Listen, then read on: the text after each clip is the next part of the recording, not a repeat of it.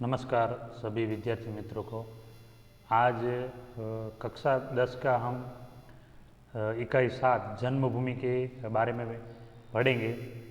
तो उसके कवि है, उसके बारे में जानकारी लेंगे हम। तो उसके कवि है सुमित्रानंदन पंत, जिसका जन्म सन 1900 और निधन सन 1977 ईस्वी सन में हुआ था। तो प्रकृति के कुमार कवि सुमित्रानंद पंत का जन्म उत्तराखंड के अल्मोड़ा जिले के कौसीना गांव में हुआ था। उनकी प्रारंभिक शिक्षा कौसीनी और अल्मोड़ा में हुई थी और मैट्रिक उत्तीर्ण करने के आगे की पढ़ाई के लिए पहले वो वाराणसी फिर प्रयाग गए और सन 1921 के गांधी जी के असहयोग आंदोलन के कारण पढ़ाई छोड़ दी। तो वो गांधी जी के समय के कवि थे और उनके विचारों से भी प्रेरित हुए थे। और यहाँ का जो काव्य है उसमें उन्होंने जो हमारी जन्मभूमि है, मातृभूमि, उसके प्रति जो उसका प्रेम है और पहले जो हमारे महापुरुष और जो सब हो गए तो उसके बारे में बताया है और कहा है कि हमारी जो जन्मभूमि है, मातृभूमि है, जो हमारा देश है, उसकी भूमि कैसी पवित्र है और कैसे कैसे लोग यहाँ पे हो गए हैं और कैसे कैसे यहाँ पे भगवान का भी जन्म हमारी मातृभूमि पे हुआ है। तो इसके बारे में कवि है पंत जी कहते हैं। तो हम यहाँ पे काव्य देखेंगे।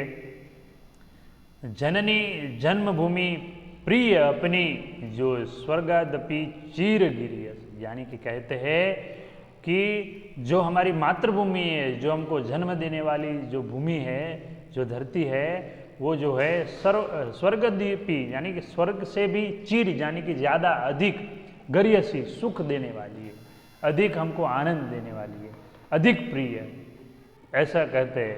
दूसरा कहते हैं कि जिसका गौरव भाल हिमाचल स्वर्णधरा हस्ती चीर श्यामल, ज्योति ग्रंथित गंगा यमुना जल, वह जन जन में हृदय में बसी है।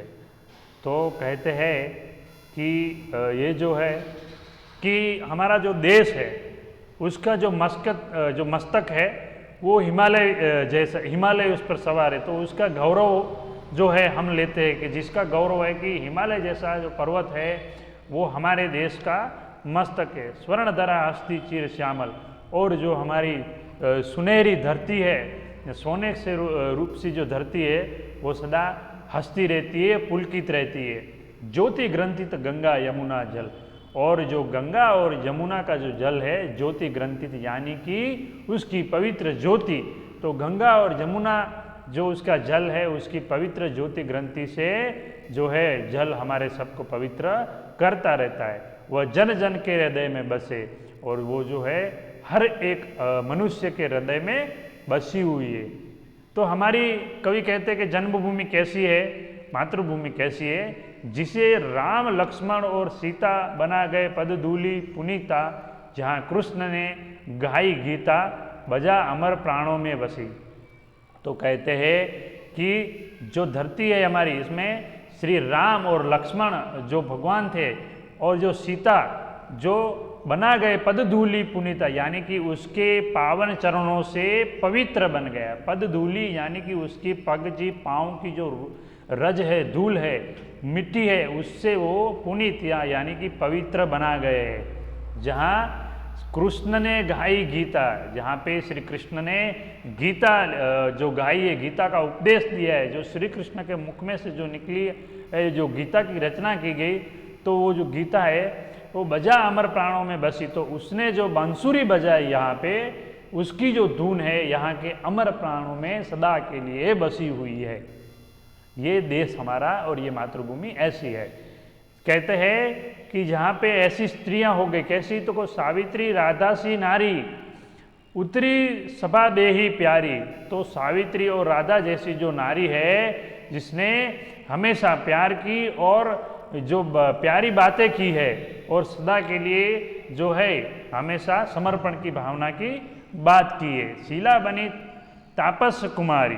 तो कहते हैं कि शिला यानी कि पत्थर, बनी तापस, तो तपस्या करने वाली जो स्त्री है और कोमल जो स्त्री है अहल्या, तो वो है जो चेतना यानी कि जीवन से जो मृत्यु हो गई है अभी। तो ऐसा जो देश है हमारा कि ऐसी ऐसी स्त्रियां यहाँ पे जन्म लेके अपने प्राण है वो त्यागे है, ऐसा हमारा महान देश है। शांति निकेतन जहाँ तपोवन ध्यान व्यसित हो ऋषि मुनिगण, चिद नभ में करते थे विचरण जहाँ सत्य की किरणें बरसी। तो कहते हैं कि शांति निकेतन यानी कि ऋषि मुनियों का जो तपस्या और ध्यान करने वाला जो वन था, जो जगह थी, उसको शांति निकेतन कहते हैं कि जहाँ बैठ के वो तपस्या करते थे तपोवन में। तो ऐसी जो जगह है तो ऋषि मुनिगण जहाँ पे बैठते थे, तपस्या करते थे, ध्यान अवस्थ रहते थे, तो वो हमेशा जो है चिद नभ में करते थे विचरण। चिद यानी कि बातें, तो वो ध्यान लगाकर जो आसमान की जो घटना है उसकी बातें यहाँ पे धरती पर बैठे बैठे करते थे, जहाँ सत्य की किरणें बरसी। और हमेशा यहाँ पर सत्य की बातें होती थी और सत्य की जो है बात पे लोग अटल रहते थे। ऐसा भारत देश है हमारा, और जहाँ पे हमेशा सत्य की किरणें बरसती रहती थी, यानी सत्य की बात पे लोग अड़ग रहते थे। आज युद्ध जर्जर जग जीवन पुनः करेगा मंत्रोच्चारण, वहाँ वसुदेव बना कुटुंबकम, उसके मुख पर ज्योति नवल सी। तो यहाँ पे कवि कहते हैं कि आज हम देख रहे हैं कि युद्ध की जो जर्जरता है, वो जो हमारा जीवन है, जो सारे विश्व का जीवन है, तो उससे क्या कर दिया है कि त्रस्त हो गए।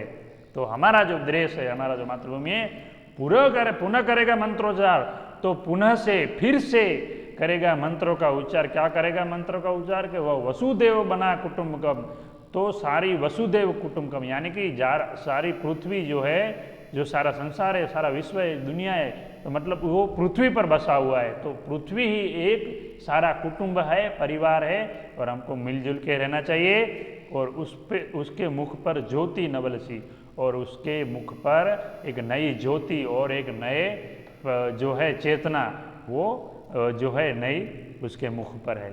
जननी जन्मभूमि प्रिय अपनी जो स्वर्गादपि चिरगैरसी। तो हमारी जो जन्म भूमि है, जो हमको जीवन देने वाली जो है, जहाँ हमारा जन्म हुआ है, वो जन्मभूमि है जो स्वर्ग देश, स्वर्ग से भी लंबे समय तक हमको सुख देने वाली है, आनंद देने वाली है। नमस्कार विद्यार्थी मित्रों, इसका जो स्वाध्याय है वो आप अपनी हिंदी की जो बुक है उसमें लिख लीजिए।